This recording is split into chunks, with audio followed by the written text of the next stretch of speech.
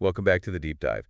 It seems like everywhere you look these days, there's some kind of infrastructure problem. Oh, absolutely. Bridges and roads falling apart. Yeah, and it's a massive challenge. It's costing a ton of money and just getting worse. And it feels like it's only going to get tougher, right? Yeah, exactly.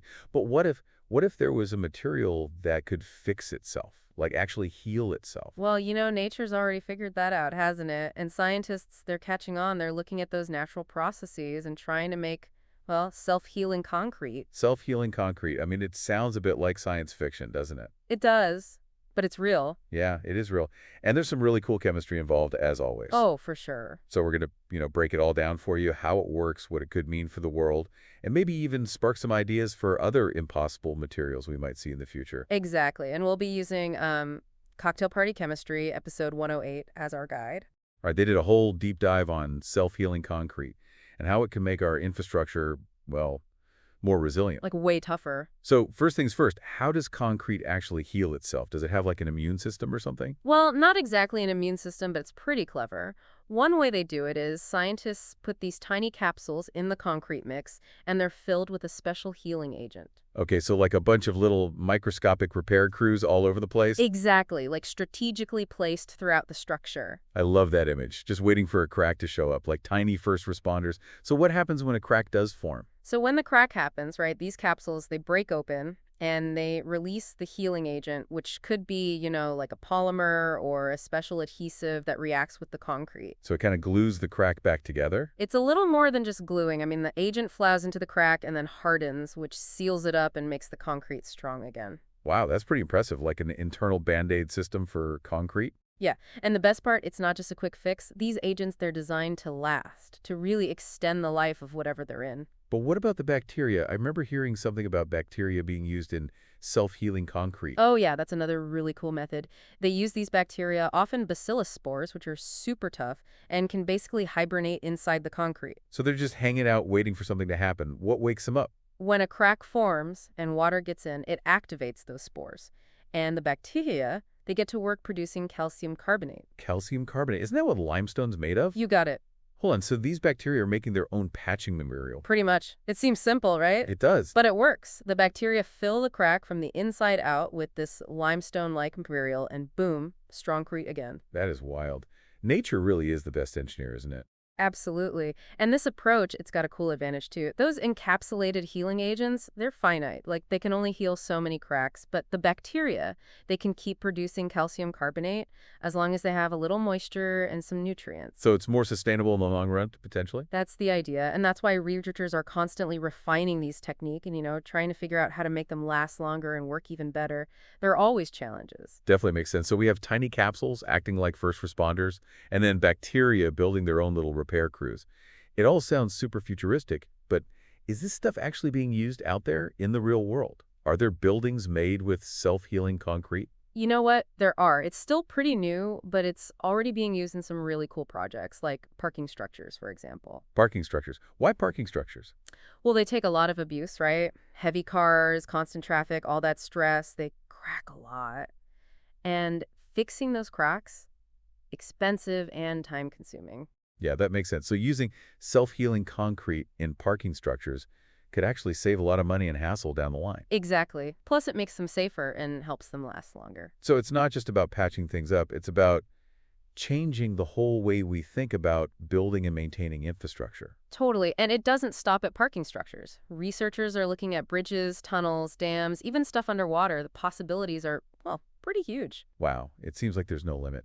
But with any new technology, I'm sure there are some challenges to overcome. You bet. One of the big ones is cost. Self-healing concrete, especially the kind that uses those capsules, can be more expensive than the regular stuff up front. But you got to think long-term, right? It might cost more in the beginning, Sure. but you're going to save a ton on repairs, and it'll last way longer. So like investing in a good appliance, Exactly. Pay a bit more upfront. but save money and headaches later on. Yeah. And there are studies that show that, over its whole life, self-healing concrete can actually be cheaper than traditional concrete. Life cycle cost, right? That's what they call it? Yep. You're not just thinking about the building costs. You're factoring in all the repairs and upkeep. Exactly. That's where self-healing concrete really shines. It's not just patching cracks. It's a whole new way of thinking about how we take care of our infrastructure. Totally. It's proactive instead of reactive. And it's way more sustainable. Not just for our wallets, but for the environment, too. For sure. If Fewer repairs means we're using less stuff, creating less waste, and having a smaller impact overall. And let's not forget, making concrete is a big contributor to those greenhouse gases. Right, so using concrete that lasts longer, that's a win for the planet. So it's not just cool technology, it's actually helping us build a greener future. Absolutely. It's like chemistry in action, solving real-world problems and making things better for everyone. Okay, so we've got the how and the why of self-healing concrete. But who's actually doing this? Is it just research labs, or are there companies actually selling this stuff?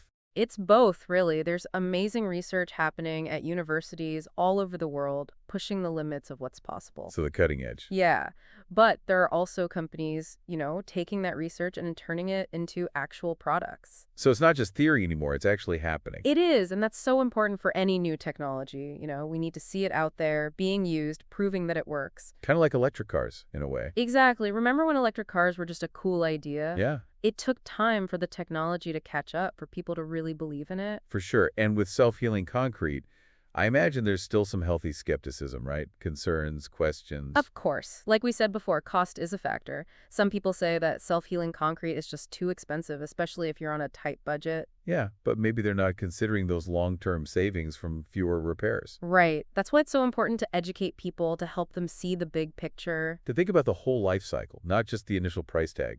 Exactly. And there are other challenges too. One of the big ones is how long will these healing mechanisms actually last?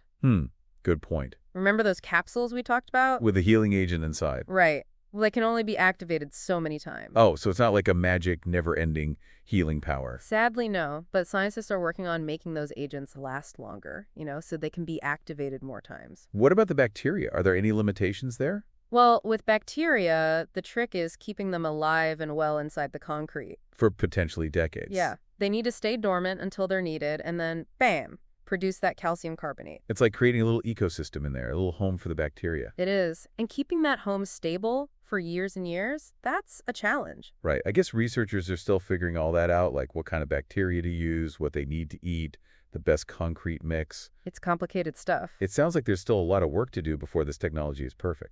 There is. But the potential is just so huge, it's definitely worth it. It's exciting to think about what the future might hold. Imagine bridges that fix themselves before you even see a crack, or roads that last for generations. It's almost like science fiction, but it's happening right now. It is, and self-healing concrete is just one example. Chemistry is changing the world of materials in so many ways. Stronger, lighter, more sustainable materials. And even materials that can heal themselves. It's amazing what we can do now. Well, before we get too carried away with the future, let's take a step back and think about what self-healing concrete could mean for society as a whole. It's a great point. I mean, we've talked about how it could change our infrastructure and make our cities more sustainable, but I wonder, could it actually change our relationship with the built environment? How we think about buildings and roads and all that. Whoa, that's a deep question. We tend to think of those things as static, unchanging, but what if they were more like living organisms? Like they could adapt and evolve over time. Exactly. Self-healing concrete, it kind of blurs the lines, doesn't it? Makes us rethink what buildings and infrastructure could be. Makes you wonder if we're moving away from this idea of buildings as machines and towards something more organic. A more living, breathing city. And that could change everything about how we design, build, and live in our cities. For sure. Imagine buildings designed to grow and change along with us. Where cracks and stuff, they're not signs of decay, but like opportunities for something new. A city that's more responsive to its surroundings, more resilient, and more in tune with nature. And self-healing concrete could be the key to making that happen. Longer-lasting structures give us more time to adapt. We don't have to constantly tear things down and rebuild. It's a whole new way of thinking about construction. From disposable to sustainable. Yes, and that shift, it could have a huge impact on everything. Manufacturing, resources, urban planning. It's like a chain reaction. And it all comes back to chemistry. Right, the ability to manipulate materials at the tiniest level. To make them self-healing. It's incredible what we can do. Makes you wonder what other amazing materials are out there just waiting to be discovered. That's the beauty of science. It's all about exploring, discovering, pushing the boundaries of what we thought was possible. Who knows, maybe someday we'll have roads that change with traffic patterns or buildings that change color with the seasons. That would be wild. The future of materials is wide open. It is. But let's bring things back to the present for a minute. Before we wrap up, I want to leave our listeners with something to think about. So we've talked about all the cool stuff, the science, the possibilities. Right, self-healing concrete, what it could mean for infrastructure, the environment, even how we think about cities. Exactly. But here's the thing. Yeah. Could this technology, could it actually change how we feel about the places we build, the spaces we live in? I like that. Right now we see a building, a bridge, a road. And it's just there.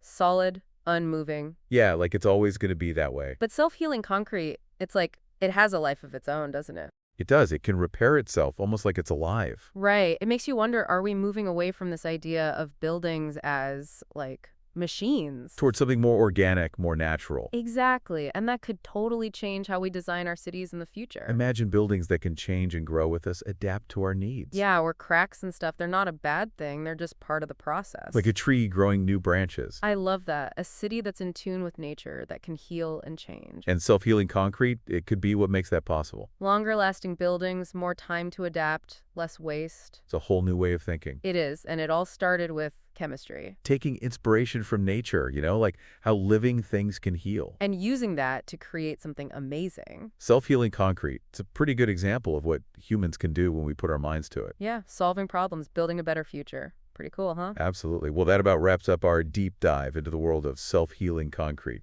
Thanks for joining us. And until next time, keep those brains buzzing.